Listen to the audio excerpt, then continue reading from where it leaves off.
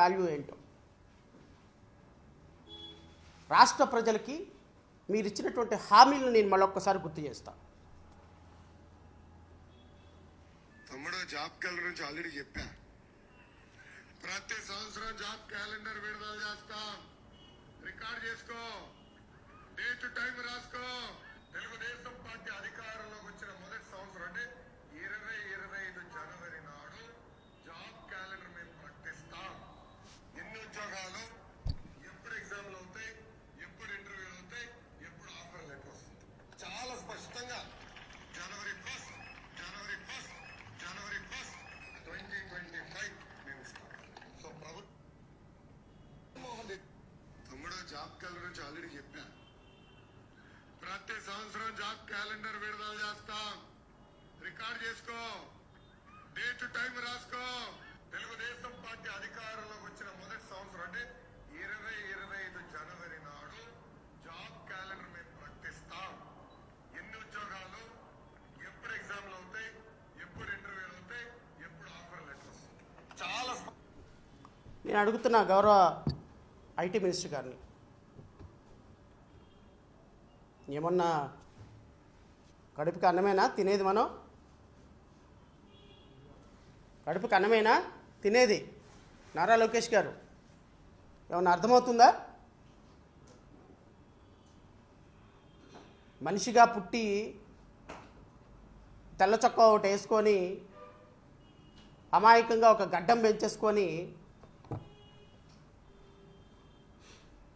ఏమి తెలియని అమాయకులాగా స్వాతి ముత్యం కమల్ హాసన్ లాగా నటిస్తే ఆ నటన ఎంతో కాలం నిలబడదు సార్.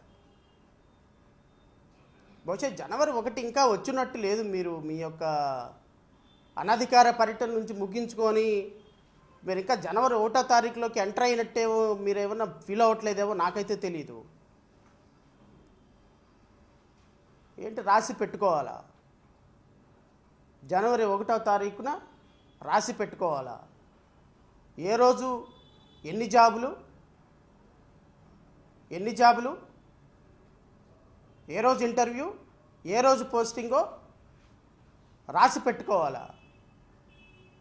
జనవరి 1వ తారీఖున జాబ్ క్యాలెండర్ విషయంలో ఇవ్వకపోతే చొక్కా పట్టుకొని అడగాల.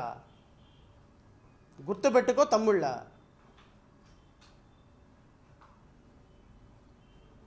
ఏమైనా స్పృహ ఉందా మీకు? రాష్ట్రంలో 60 లక్షల మంది నిరుద్యోగులు ఎప్పుడు ఉద్యోగాలు వస్తాయా అని గ్రూప్ 1 ఉద్యోగాలు, గ్రూప్ 2 ఉద్యోగాలు, బ్యాక్లాగ్ ఉద్యోగాలు, 3,76,000 బ్యాక్లాగ్ ఉద్యోగాలు సార్. ఓన్లీ ఎస్సీ ఎస్టీలకు సంబంధించినటువంటి 3,76,000 బ్యాక్లాగ్ ఉద్యోగాలు. ఈరోజు ఎస్సీ ఎస్టీలు ఉద్యోగాలు లేక అలమటిస్తుంటే జాబ్ క్యాలెండర్ వేయరా? రమారమి 12 లక్షల ప్రభుత్వ ఉద్యోగాలు. ఈరోజు కేవలం మీరు ప్రభుత్వ ఉద్యోగాలు అంటే మీరందరూ అనుకుంటారు, రాష్ట్ర ప్రజలందరూ అనుకుంటారు, ఒక డిపార్ట్మెంట్లో ఒక జూనియర్ అసిస్టెంటు, ఒక సీనియర్ అసిస్టెంటు, ఒక సూపర్నెంటు ఒక డిపార్ట్మెంట్లో ఖాళీ అయితే, ఒక డిపార్ట్మెంట్లో, ఒక R&B డిపార్ట్మెంట్లో ఒక 20 ఉద్యోగాలు, 20 మంది రిటైర్డ్ అయిపోయి లేకపోతే కొంతమంది చనిపోతారు.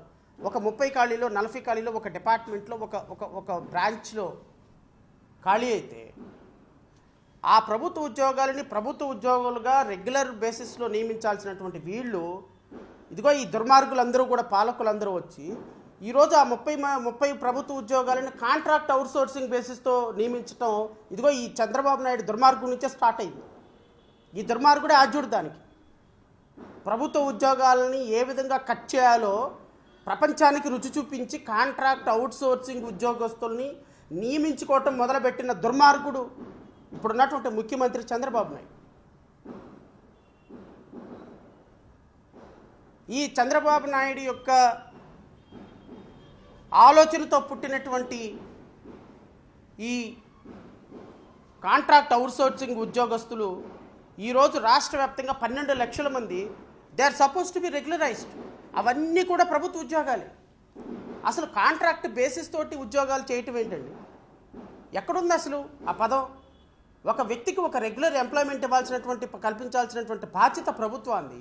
అలాంటి ప్రభుత్వం రిటైర్డ్ అయినటువంటి ఎంప్లాయీ స్థానంలో కాంట్రాక్ట్ లెక్చరర్ని నియమిస్తూ ఈరోజు 12 లక్షల ప్రభుత్వ ఉద్యోగాలు ఖాళీలుగానే ఉన్నాయి. నేను అడుగుతున్నా నారా లోకేష్ని, నువ్వు ఎందుకు ఫిల్ చేయటం లేదు? ఏ డిపార్ట్మెంట్లో ఎన్ని ఖాళీలు ఉన్నాయో నేను ఇస్తాను నీకు డేటా. మీరు ఎందుకు ఫిల్ చేయటం లేదు? రెగ్యులర్ జనవరి 1వ తారీఖున ఎందుకు జాబ్ క్యాలెండర్ ఇవ్వలేదు?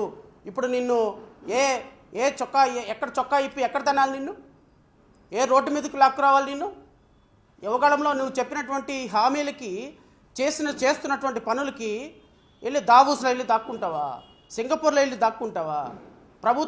ప్రభుత్వం అధికారిక మీరు ఇచ్చినటువంటి హామీలు, ఈ హామీలు వినే రాష్ట్ర ప్రజలు మీకు ఓటేశారు. నేను ఇంకొకసారి మళ్ళీ వినిపిస్తా. తమ్ముడు జాబ్ క్యాలెండర్ గురించి ఆల్రెడీ చెప్పా.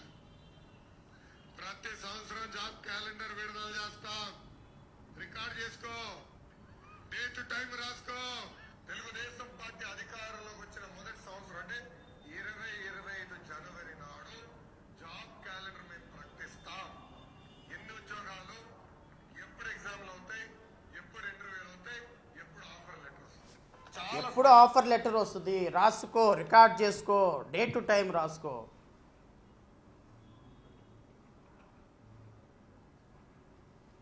రెనా అని ఎంఎస్ నారాయణ ఒక క్యారెక్టర్ ఉంటుంది సినిమాలో.